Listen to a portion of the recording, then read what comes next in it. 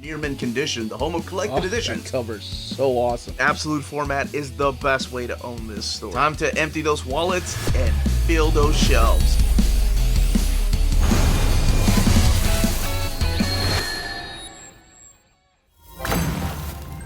How's it going, all you minties? Uncanny Omar here from Near Mint Condition, the home of collected editions.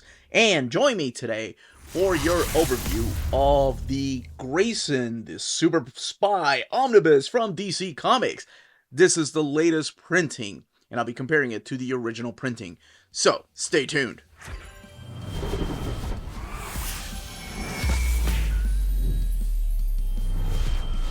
Alright, so what we're going to be doing today is a video requested by a lot of you all. A lot of you all reminded me whenever I do a Batman Omnibus video that I did not do an overview nor comparison of the Grayson the Superspy Omnibus when it came out. And I think it came out, the reprint came out early this year, or maybe late next year. Let's just play it safe and say late last year. But here it is. This is the Grayson Super Spy Omnibus, and thank you all for reminding me, because I do want to talk about this book. I haven't had a chance to talk about this era of Nightwing. Nightwing is my favorite DC character, and this is a really interesting, obscure, awesome, different era, and if you've not read it, well, we are going to be talking about it. But the first thing I want to do is go ahead and compare it to the original printing, and that is the printing from 2017, and honestly, everything looks identical. From the feel of the dust jacket, to the color tones, to the font they're using, that all looks the same. Let's look here on the side, or the spine rather. I really don't see a difference. Maybe this is just a little bit darker in the new printing. DC logo, looking the same, maybe.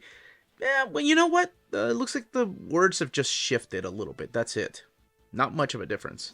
And then the back of the book, one of them, the original one, retailing for $99.99. This one retailing for $100. Blurbs about the book, and then what the book is about. And it looks like the same font and patterns everywhere. Now, let's look underneath the dust jackets. And that, I can tell you right now, that is the exact same pattern as the new printing. And this is what the flaps look like. So it's this picture right here, expanded, with just about Dick Grayson right there, and then the bio on the creators of this run. So the pattern goes all the way around like this, like a spiral, if you will. Now we are going to be doing a comparison for the internal artwork here in a little bit, but let's get that out of the way. We are going to be talking about this. Before I do talk about this, though, if you want to know what you need to read before this and then what comes after this, well, here's a quick recap of what comes before and what comes after.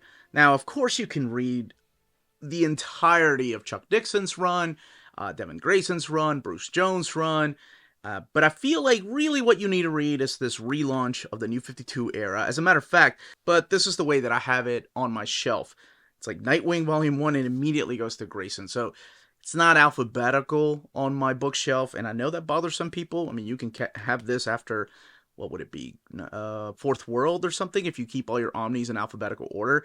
But this is the way I keep mine, because this is technically the remaining of the New 52 era going into the Rebirth era. But the most important thing that you need to read between these two is this book right here. Now, this is also available in the Justice League New 52 Omnibus Volume 2. This is the Forever Evil miniseries, and it sets up what is going on in Dick Grayson's life after the events here. And then, of course, when the New 52 ends, that's where you read Nightwing, the Rebirth era.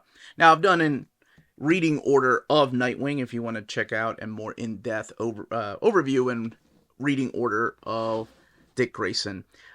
But that was just something really quick. I will be talking about the setup, though. Let's take this off. So keep that in mind. I will be going into some minor spoilers as to what's happened previously in the New 52 and what happened in Forever Evil that sets this up just to the character of Dick Grayson, but not going into details as to how it happened. So for anybody that hates spoilers, by all means, jump to the comparison and the build of the book. For anybody else that doesn't care about spoilers or has already read this in singles or trades and just wants to see what the omnibus looks like, welcome to the party, pal. Let's go ahead and check this book out.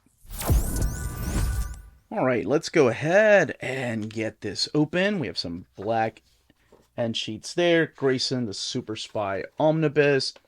And here are the credits with Tim Seeley and Tom King, Jackson Lansing, Colin Kelly, Mikhail Janin, Stephen Mooney, Guillermo Ortego, Jeremy Cox, Emilio Lopez, Carlos Mangual, and then, of course, the collection cover artist being Mikhail Janin.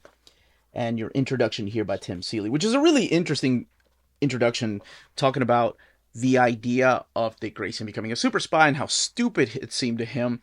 And it's hilarious how many of us felt the same way. How can they turn Nightwing into a super spy? But before we get to talk about that, let's talk about what's collected in here.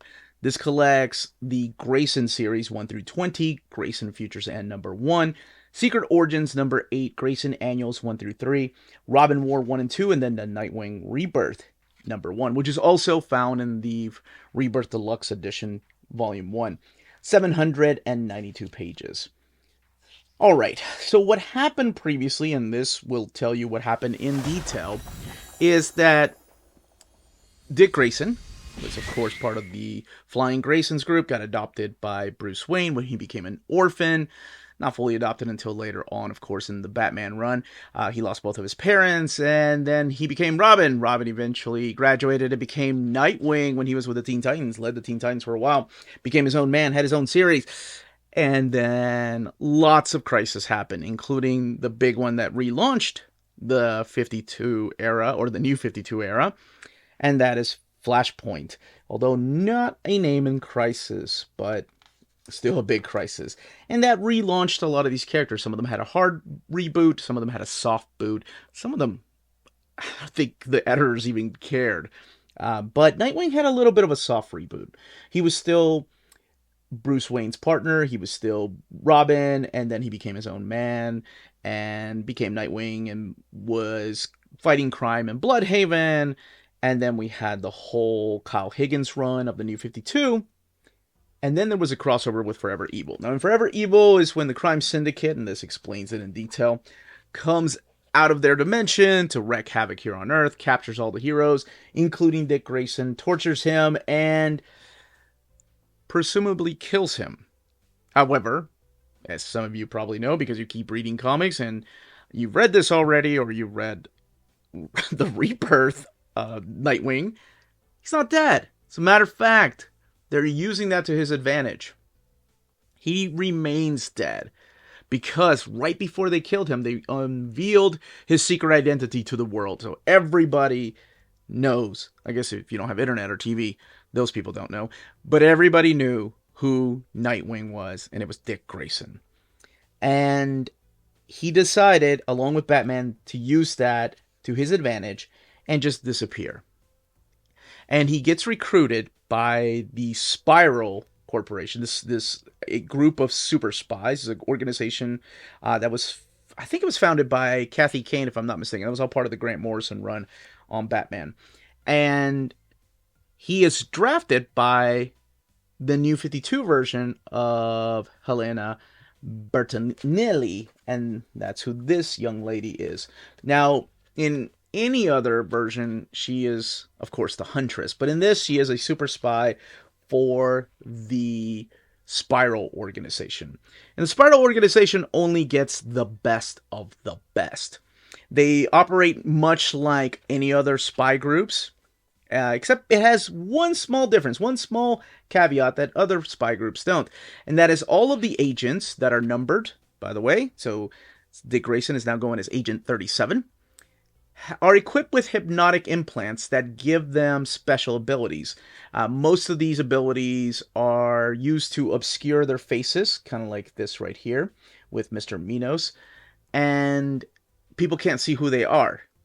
However, it's not just that. There's also knockout triggers and hypnotic powers that are put on their agents. And then, of course, kind of like the Men in Black, memory wipes, but without that little flashy light. So that's what the Spyral organization or their agents are. It's a secret group of agents that go and try to beat the villains to the punch. So it's sort of like James Bond. It's that type of story that you're going to find in here. And of course, there's always twists and turns whenever you're talking about spies. You never know who to trust exactly. You have several allies that you form a friendship with, and then before you know it, they turn out to be traitors. They turn out to be villains working for the other side. Are some of them working for Checkmate? Are some of them working for Leviathan? What does this have to do with Maxwell Lord and Lex Luthor, for example? You're going to find characters in here from the DC universe, but also from the Wildstorm universe, because after Flashpoint, like I said, all the worlds merged. So you are going to find characters like Grifter in here. But the big one is Midnighter. As a matter of fact, Midnighter plays a big, big role in here. The one story about this, or the one issue with this mapping, is that they have Futures End right here. So I'm sure you probably noticed as I'm flipping through here, the covers are textless and there's no info on the back. So you don't know what issue you're reading. But know when you get to this particular issue, if it feels out of place, it feels like it doesn't make any sense with this cover, that is the Futures End cover. And you're not alone. It doesn't make any sense and it doesn't fit into really the reading order. I kind of wish they had left it for the back. But instead they put it where it kind of came... Oh no, they did put it when it came out in publishing order. So you're going to see Dick Grayson just team up with a bunch of characters. Mainly Midnighter, which of course they don't get along at first. But there's also Tiger, Agent 8. And there are some villains in here. Like I said, you never know who to trust in this particular organization. And of course, do we ever see Batman in here? Besides the flashbacks? Because the one thing to keep in mind is that this is all taking place at the same time that Scott Snyder's run is taking place in Batman. But the tail end of, or Uncanny Omar Talk Pretty one day, the tail end of Scott Snyder's run, where something happens to Batman and Bruce Wayne is just MIA. And if Bruce Wayne is the only person that knows that Dick Grayson is still alive, that he's a super spy, what does that mean for Dick Grayson when his whole identity has been erased by Spyral? Can he go back to the real world? Can he go back to Gotham? Can he go and tell his friends that he's still alive? So that makes for a really interesting story. And then, of course, all of it wrapping up with the last part when we're introduced to some new villains. We're introduced to, like, Agent Zero, which was always supposed to be there. Helena plays a bigger part in her role at Spyral. And, of course, what is a good story without bringing it all to an end with a bunch of supervillains from the DC universe? So it was different and it was fun. And I will tell you the Robin War is all in here too. That is put in a good reading order. The one thing to note is that this slides a little bit into the Rebirth era. Nightwing was one of those Rebirth books that didn't start until after a couple of months than all the other Rebirth books. So keep that in mind when you're reading this. Some of this will go into the Rebirth era of the DC universe. So it is important to note that it was Tom King with Tim Seeley writing this. And it's really interesting when you go back and read the foreword by Tim Seeley, how he was offended that the editor suggested him co-writing this with a brand new writer named Tom King. As a matter of fact, this is the first time I ever heard of Tom King. And that Tim Seeley, of course, I had known his writing and his art. He had done things for independent comics like Hack and Slash, but done stuff for the big two. But it was the first time that I ever heard of Tom King. And also the first time that I ever heard of two writers that really ended this, I thought, well. And that is Jackson Lansing and Colin Kelly. They're the ones that wrap up the series. Now, one of the things that I'm sure people noticed as I'm flipping through here is that, holy crap, everybody's super sexy. As a matter of fact, my co-host, the amazing Amanda, has dubbed this omnibus the Dick Grayson Super Sexy Spy Omnibus. But that's exactly what Tim Seeley and DC wanted. That's exactly what the editor wanted. She didn't just want cheesecake, so it's not just the ladies that look well. She wanted action-packed, but also some beefcakes in there, so that's why she reached out to Tim Seeley, which I thought it was hilarious because he had experience writing both, right? Showing a bunch of cheesecake and beefcake. And Mikkel Janning, my gosh, his art is phenomenal. He's the one that does most of this omnibus. everyone just looks absolutely stunning and gorgeous. Whether they're doing flips or just laying in bed looking all super sexy, getting out of the shower, walking around, walking in suits, they all look phenomenal. They all look super sexy, which I guess is the way superheroes are supposed to look. But I think that's it. That's the pitch for the book. That's the premise of the book. You can find out for yourself if he ever gets out of the organization, if he ever gets his identity back. Does he ever go back to Gotham? Does he ever get reunited with Batman? What happens to the Robins? Why is the Robin War in here to begin with? Let's look at the extras and then we'll do a comparison. So the back matter's filled with just a bunch of artwork, not just variants, but also concept art, pitches, and a little bio behind the characters, original ideas, like concepts that didn't really make it to the end, like this costume right here for Helena Bertinelli, which of course is very, very reminiscent of her Huntress costume, but I really like her spy. Actually, I dig the spy costumes, as I'm sure you probably noticed when I was flipping through here, how they look. Yeah, with the cross. I think that's a nice touch, because that is kind of what her Huntress costume was like. And just the different costume designs they went through. We didn't get to talk about that guy. This is the variant cover section right here. And I do these overviews for anybody that was probably confused as to, why Helena is not the Huntress. So keep that in mind. This is a new universe when it was relaunched or rebooted rather, by Flashpoint. So she's one of those characters that got a hard reboot. Dick himself really didn't. A lot of his history still remained. They just kind of trimmed down some of the story arcs, like the blockbuster storyline. Here's the bio on the creators, and then your end sheets. Now let's look at the binding, and we'll do a comparison to the first printing. 792 pages. So almost 800 pages. That's what the eye looks like. We've seen bigger, but we've also seen smaller. You do get a little bit of gutter loss towards the beginning when there's spread pages, but towards the middle it kind of fixes itself, and that's mainly due to that eye and the way the book is bound, the sewn binding. Let's do a quick comparison to the original. Alright, so we have the original printing here and the new printing over here. One thing I didn't notice until I started moving these around is the texture. This feels a little bit more like a glossy finish than over here. So that's like a flat finish to it, whereas this has a little bit more gloss here. And it's not, it's just pretty much the actual designs right here, like the Spyral designs. So let's take a look at the book, opening it up together, and take a look at the paper stock and the colors, which look identical there. The first one also had a tight binding. I remember the first one also having a tight binding. So pages are starting to close on me. The only difference I see so far, paper stock feels about the same. It's just the colors are a little bit darker in the original printing. The new printing, they're a little lighter, and I mean just a little bit. But the new printing seems to lay a little bit better.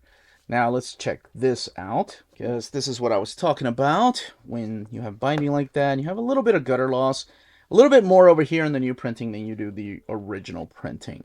But I mean, it's something that you're going to have to hold down anyway. Whereas this, you see more of Robin's face right there. So. But as far as the paper stock, they feel about the same.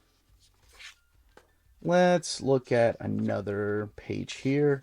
So another spread towards the beginning of the book. And yeah, you get less gutter loss in the original printing than you do in the new printing. So that is something to keep in mind. But I wanted to go in a little deeper here. So yeah, even as you're getting into the middle of the book, there's still less gutter loss than over here. And neither one have a table of contents nor page numbers at the bottom. So forgot to point that out earlier. But that's it. That, as they say, is that. If you are interested in purchasing this omnibus, don't forget to check out our sponsors. If you're in Europe and you're interested in buying these books, definitely check out Walt's Comic Shop in Berlin, Germany. They have the cheapest pre-order prices, flat shipping rate of €12 for all EU countries, emails answered within 24 hours, waltscomicshop.com, and you can use the code nearmintcondition at checkout and get free shipping for all EU countries with your first order over €40. That's Walt's Comic Shop, your reliable source for omnis and premium collected editions in Europe. Ding! CheapGraphicNovels.com, your online home for graphic novels and collected editions up to 50% off cover price. They have excellent shipping and prompt and helpful service. Check out their bargain deals for up to 90% off cover price. And don't forget that CGN also takes pre-orders. That way you don't miss out on the hottest releases. And they are currently running a special promotion for you Minties. If you're a first-time customer, after receiving your order confirmation email, reply back to that email and let them know Near Mint Condition sent you their way. They will then apply a free shipping promotional credit to your next order in the US. Cheap Graphic Novels, your source for the hottest books with the kind of deep discount, quality shipping, and customer service that will keep you coming back for more. And that was the content, the page count, and build of this book. Let me know in the comments down below if you have already picked it up, because this book has been out for a while. I just wanted to do this overview because so many of you asked me to. If you've passed on it and you're just a fan of Nightwing, you don't care about when he became Grayson or Rick Grayson, but that's another story, and what you thought of the story. If you have any questions, leave them down below. Don't forget to smash that like button, subscribe, and ring that bell for notifications. Everyone, stay healthy and safe out there. Much love.